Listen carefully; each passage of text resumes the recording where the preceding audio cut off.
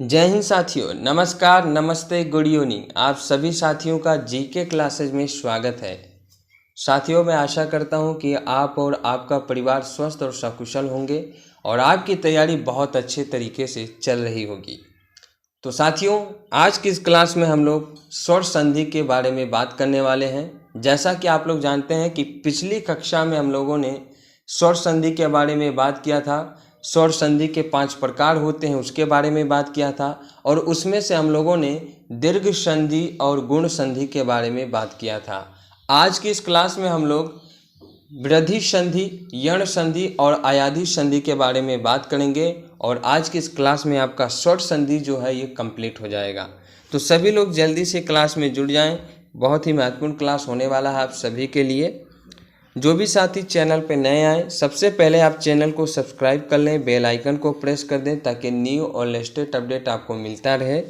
इसके अलावा अगर आपने अभी तक टेलीग्राम चैनल को ज्वाइन नहीं किया है तो इसका लिंक आपको वीडियो के डिस्क्रिप्शन बॉक्स में मिल जाएगा। वहां से जाकर के आप टेलीग्राम चैनल को ज्वाइन कर सकते हैं। क्लास अगर आपको पसंद आए लाइक कर दीजिए, अपने सभी साथियों, अपने सभी मित्रों में शेयर कर दीजिए और कमेंट बॉक्स में कमेंट करके ज़रूर बताइएगा कि क्लास आपको कैसा लगा। चलिए क्लास की शुरुआत करते हैं। तो हम लोगों ने संधि क्या होती है, संधि विग्रह क्या होता है, संधि के प्रकार के बारे में बात किया था। स्वर संधि, व्यंजन संधि और विसर्ग संधि के बारे में बात किया था। स्वर संधि आपकी चली रही है। इसमें हम लोगों ने दीर्घ संधि, गुण संधि के बारे में बात कर लिया है और इसको हम लोगों ने समझ लिया है। अब आज के इस क्लास में हम लोग बात करेंगे वृद्धि संधि क्या होती है, यण संधि क्या होता है और अयाधि संधि क्या होता है। तो चलिए शुरुआत करते हैं और बात करते हैं कि आपका जो वृद्धि संधि है वो क्या होता है। तो वृद्धि संधि जो है साथियों, इसमें क्या होता है कि जब लघु या दीर्घ ए आ के बाद में ए, ऐ, ओ, औ आए तो उसका ऐ तथा औ हो जाता है। वृद्धि संधि में क्या होता है कि अगर ए और आ के बाद में, ऐ और आ के बाद में ए आए, ऐ आए, ओ आए और औ आए, यदि ए, आ, ए, ऐ, ओ, औ आए, है ना, ए और आ के बाद में, यदि ए और आ के बाद में ए, ऐ, ओ, औ ये स्वर अगर आते हैं तो इनका क्या हो जाएगा, इनका ऐ और औ हो जाएगा, इनका ए, ऐ और औ हो जाएगा। ठीक है।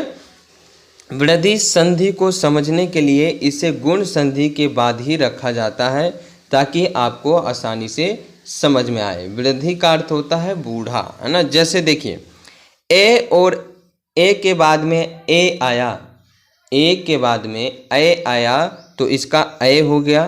आ के बाद में ए आया तो इसका ए हो गया। ए के बाद में ओ आया तो इसका औ हो गया। आ के बाद में औ आया तो इसका औ हो गया। तो इस प्रकार से जब ए और आ के बाद में ए, ऐ, ओ, औ आता है तो इसका ऐ और औ हो जाता है। ठीक है। इसको याद रखने की ट्रिक क्या है कि शब्द के बीच में आपको ऐ और औ की मात्रा वाले शब्द आपको दिखाई देंगे, यानी शब्दों के बीच में आपको ऐ और औ की मात्रा नजर आएगी। जब शब्दों के बीच में आपको ऐ और औ की मात्रा नजर आए तो समझ जाइएगा कि वहाँ पे वृद्धि संधि है।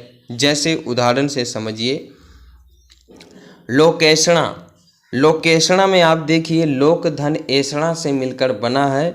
यहाँ पे देखिए लोक, लोक में आपका ए है, लोक में ए है और उसके बाद में ऐषणा में आपका ए है। तो लोक धन ऐषणा यानी आ, ए प्लस ए आपका ऐ हो जाएगा और बन जाएगा लोकेशणा। क्या बन जाएगा? लोकेशणा बन जाएगा। तो यहाँ पे देखिए कै के ऊपर ऐ की मात्रा है, इस वजह से ये आपका वृद्धि संधि हो जाएगा। इसी प्रकार से धनेश्वरी के बात करें, धनेश्वर में देखिए धन प्लस ऐश्वर्य, धन प्लस ऐश्वर्य है यानी धनेश्वर है।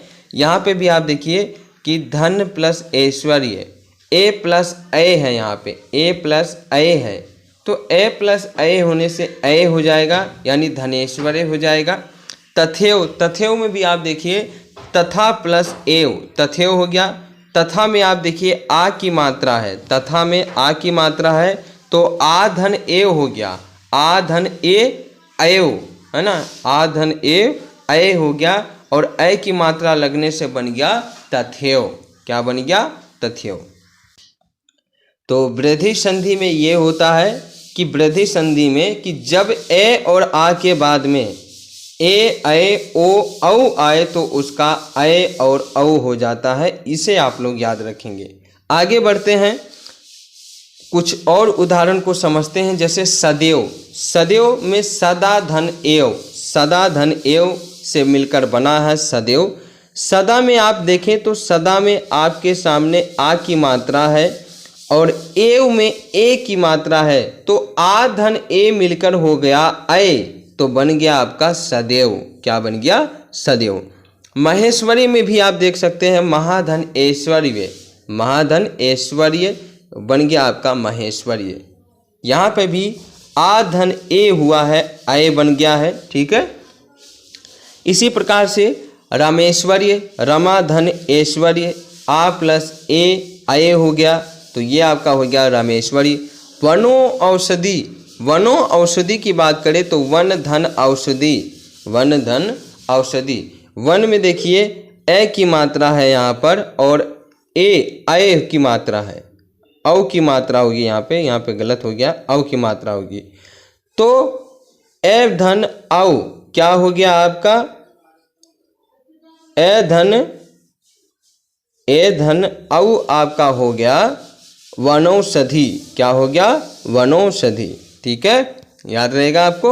चलिए आगे बढ़ते हैं, कुछ और उदाहरण को देखते हैं। जैसे देखिए परमो औषधि, परमो औषधि, परम धन औषधि, ए धन औ मिलकर हो गया औ, तो ये आपका बन गया परम धन औषधि यानी परमौषधि। परमोदार्य, परम औदार्य, परम औदार्य मतलब परम प्लस औदार्य, तो ए धन औ है तो औ का औ हो जाएगा, है ना, ए धन औ का औ हो गया, तो यह आपका बन गया परमो औदार्य। महोज, महाधन ओज का हो गया यानी आ धन ओ हो गया औ, तो ये हो गया माहोज, माहोज, है ना। महोजस्वी, महोजस्वी यानी महाधन ओजस्वी, महाधन ओजस्वी, तो महा में आप आ है और ओजस्वी में ओ है, तो ये क्या हो गया? महाधन ओजस्वी यानी महा ओजस्वी। इसी प्रकार से महाऔषध, महाऔषध में आप देखिए महाधन औषध, आ धन औ बराबर हो गया औ, तो ये बन गया आपका महाऔषध, महोषध, महोषध हो गया। यहाँ पे आ धन औ मिलकर औ हो गया है। ठीक है। तो वृद्धि संधि में आप लोग बस इतना याद रखेंगे कि जब आपको शब्दों के बीच में, जब आपको शब्दों के बीच में दो मात्राएं आपको देखना है, एक तो आपको ऐ की मात्रा देखना है और एक औ की मात्रा देखना है। जब शब्दों के बीच में ऐ और औ की मात्रा नजर आए तो आप सीधा सा अर्थ समझ जाइएगा कि वहाँ पे आपकी वृद्धि संधि होगी। क्लियर है। आगे बढ़ते हैं और अब बात करते हैं यण संधि के बारे में। यण संधि क्या होता है? तो यण संधि में ई उ उ री के बाद में अगर कोई भी भिन्न स्वर आता है तो उसका या, व और रे हो जाता है। यण संधि में ई उ उ री के बाद में हमेशा याद रखिएगा कि यण संधि में ई उ उ री के बाद में कोई भी भिन्न स्वर आता है तो उसका ये, व और रे हो जाता है। यानी कहने का मतलब है कि जब लघु या दीर्घ ई उ री री के बाद में कोई असमान लघु या दीर्घ स्वर आए तो उसका या व र ले हो जाता है, उसका या व र ले हो जाता है। जैसे ई धन ए या ए आने पर या हो जाएगा, उ धन ए आ आने पर व या वा हो जाएगा। इसी प्रकार से ई धन ए या आ आने पर या हो जाएगा। ऊ धन ए धन आ आने पर वे या वा हो जाएगा। ई धन ऊ होने पर यू या यू हो जाएगा और ऊ धन ई होने पर वी या वी हो जाएगा। तो ये कुछ आपको बता रखा हूँ मैं, यहाँ पे आप इसको देख सकते हैं। तो कहने का मतलब यही है कि अगर ई धन ई ऊ और री के बाद में अगर भिन्न स्वर आता है ना, जब भी प्रथम शब्द का अंतिम वर्ण ई या ई, ऊ या ऊ और री हो और इसके बाद में दूसरे शब्द का प्रथम वर्ण कोई भी भिन्न स्वर है तो उसका या व र हो जाएगा। ठीक है, इसकी पहचान क्या है? इसकी पहचान करने का बहुत ही सरल तरीका है। इसकी पहचान करने का सबसे आसान तरीका ये है कि शब्द के बीच में आपको कोई ना कोई अधूरा शब्द अवश्य होगा। शब्द के बीच में कोई ना कोई अधूरा शब्द आपको अवश्य मिलेगा। यानी आप यूँ कह सकते हैं कि कोई ना कोई वर्ण आपको अधूरा मिलेगा शब्द के बीच में। कैसे? उदाहरण से समझते हैं। जैसे देखिए, अति प्लस अधिक, अति प्लस अधिक है ना, अति प्लस अधिक। अति में ई की मात्रा है और ई के बाद में भिन्न स्वर कौन सा आया? ए आया। तो ई प्लस ए मिलकर बन गया ये और आपका शब्द बन गया अत्यधिक। क्या बन गया? अत्यधिक। और आप देखिए इस शब्द में तय जो है वो आधा है। तो इस प्रकार की संधि को पहचान करने का सबसे सरल तरीका ये है कि जब भी आपको शब्द में कोई भी वर्ण आपको अधूरा मिले तो सीधा सा समझ जाइए कि वो आपकी यण संधि होगी, है ना। इसमें आपको शब्द में कोई ना कोई वर्ण आपको अधूरा मिलेगा। जैसे अत्याचार में देखिए, अति प्लस आचार है ना, अति प्लस आचार, ई धन आ है और ई धन आ का हो गया या, तो आपका बन गया अत्याचार। यहाँ पे भी तय आपका आधा है। देव्यागमन, देव्यागमन में देखिए आप, देवी प्लस आगमन यानी ई धन आ है और ई धन आ मिलकर या हो गया, तो ये आपका बन गया देव्यागमन। देवी धन आगमन, देव्यागमन।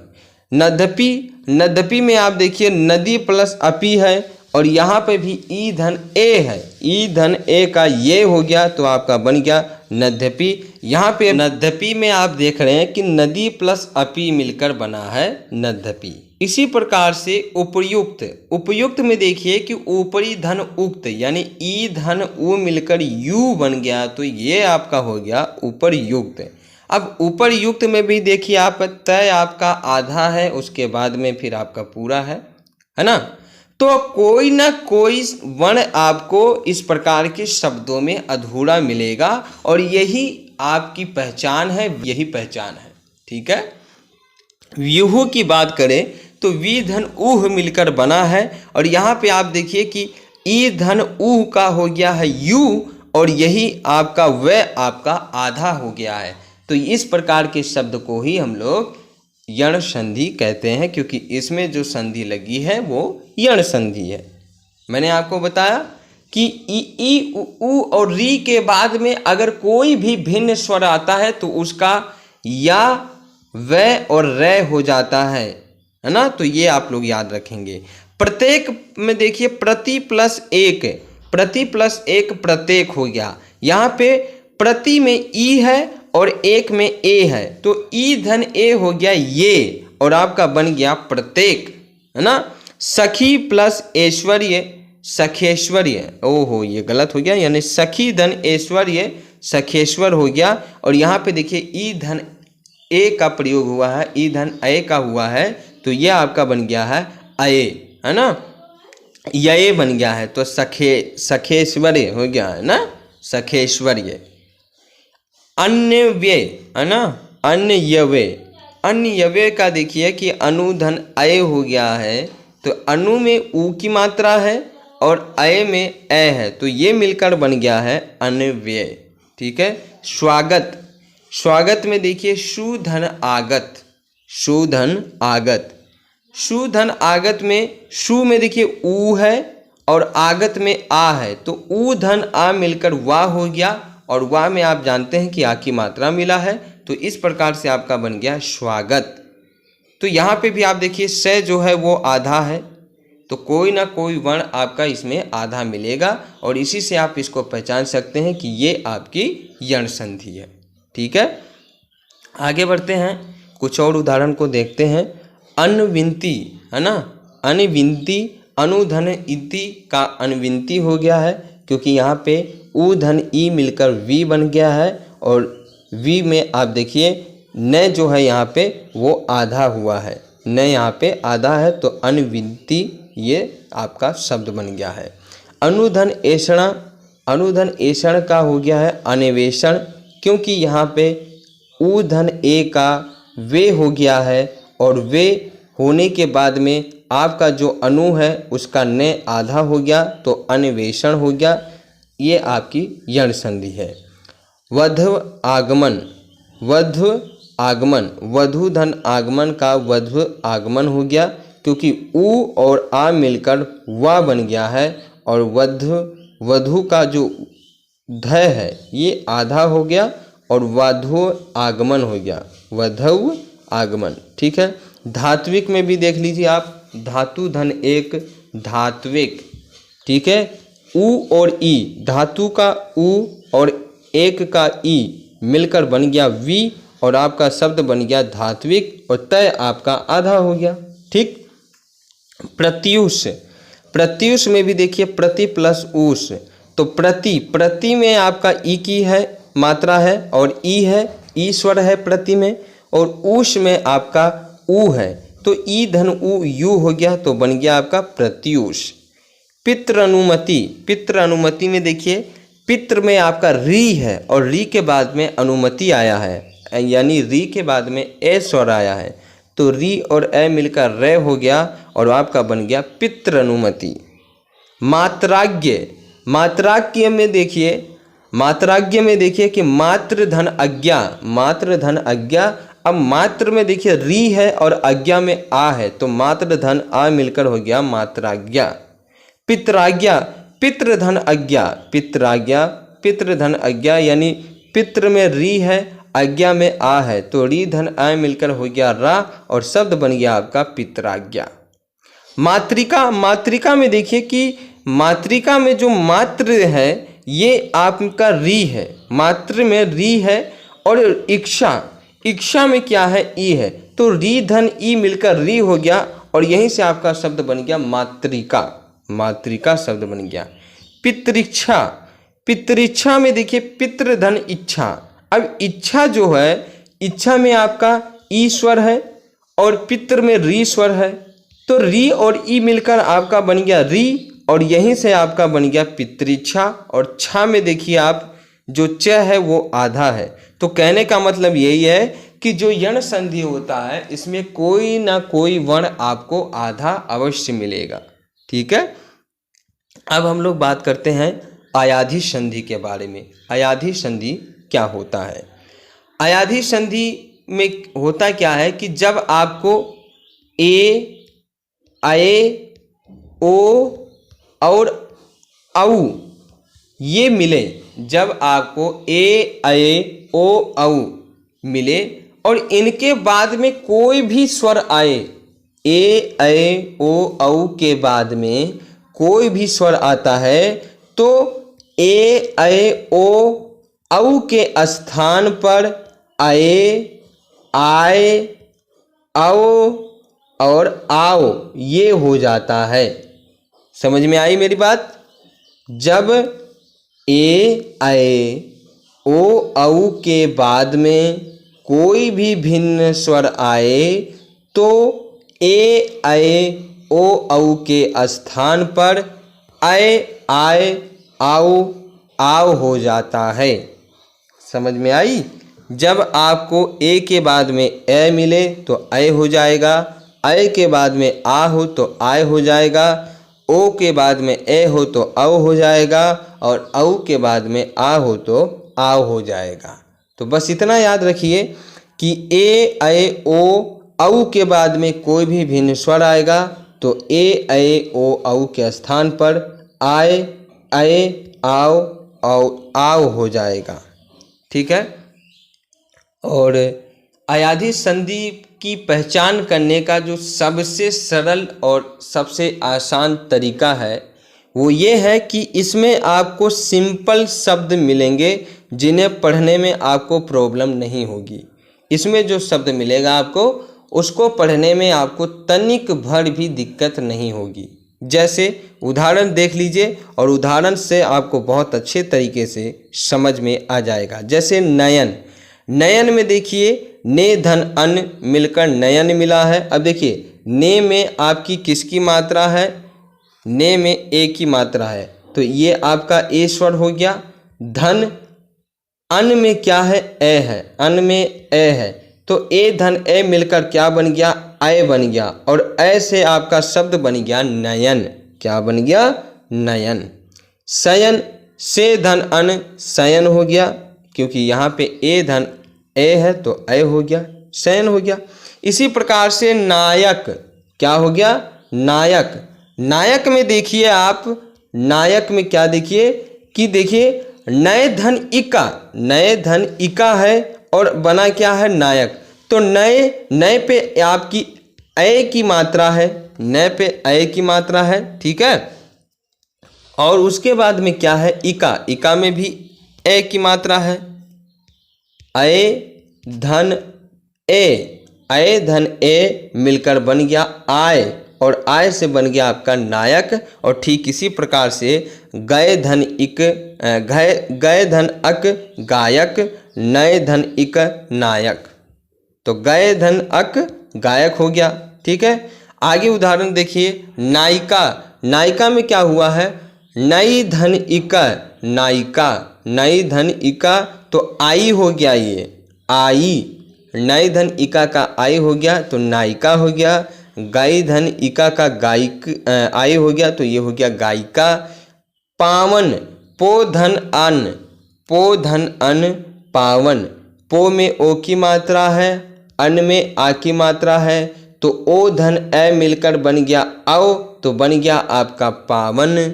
इसी प्रकार से भौ, भौ धन अन, भौ धन अन, तो भौ और आ मिलकर हो गया औ, तो बन गया आपका भवन। पवन में देखिए पाऊ धन अन, पाऊ धन अन यानी औ धन ए मिलकर आव हो गया, तो ये बन गया आपका पवन। इसी प्रकार से पावक में देखिए आप पाऊ धन अक, पाऊ धन अक हो गया आव, तो बन गया पावक। पवित्र की बात करें तो पौ धन इत्र, पौ धन इत्र, औ प्लस ई अवी हो गया तो बन गया पवित्र। इसी प्रकार से नौ धन इक, नौ धन इक हो गया आपका आवी यानी औ धन इक, नौ धन इक, नौ धन इक क्या हो जाएगा? औ धन इक, तो बन गया आपका नाविक। और नाविक आप देखिए कितना सरल है, आप बोल सकते हैं, कोई प्रॉब्लम नहीं हो रही है। अगला उदाहरण है भावुक, भाव धन उक भावुक, तो भाव धन उ मिलकर भावु हो गया तो भावुक हो गया आपका। भावुक भी, ये भी आपका अयाधी संधि है। तो आप लोगों को समझ में आ गया होगा कि अयाधी संधि की पहचान कैसे किया जाता है। अयाधी संधि में जो भी शब्द आपको मिलेगा वो सिंपल होगा, बहुत आसान होगा, आपको बोलने में किसी प्रकार का कोई दिक्कत नहीं होगा। और इसमें जो होता है अय, आय, आओ और आओ, ये आपको शब्द के अंत में ये आपको उच्चारण के दृष्टि से मिलेगा। ठीक है। तो कहने का मतलब यह है कि आज की इस क्लास में हम लोगों ने अयाधी संधि के बारे में बात किया, इसके अलावा हम लोगों ने यण संधि के बारे में बात किया और हमने देखा वृद्धि संधि के बारे में। तो वृद्धि संधि, यण संधि, अयाधी संधि, ये तीनों के बारे में हम लोगों ने विस्तार से चर्चा किया, एक एक चीज़ों को समझने का प्रयास किया और मुझे पूरा विश्वास है कि आपको समझ में आया होगा। ठीक है। अगर ये क्लास आपको अच्छी लगी है तो क्लास को लाइक कर दें, अपने सभी दोस्तों में शेयर कर दें और चैनल को ज़रूर सब्सक्राइब करें। तो आज की इस क्लास में आपका जो स्वर संधि है वो समाप्त होता है। अगली क्लास में हम लोग व्यंजन संधि के बारे में बात करेंगे। व्यंजन संधि क्या होता है और उसको समझने का पूरा प्रयास करेंगे। तो तब तक के लिए आप सभी साथियों का बहुत बहुत धन्यवाद। Thank you, thanks for watching. जय हिंद, जय भारत।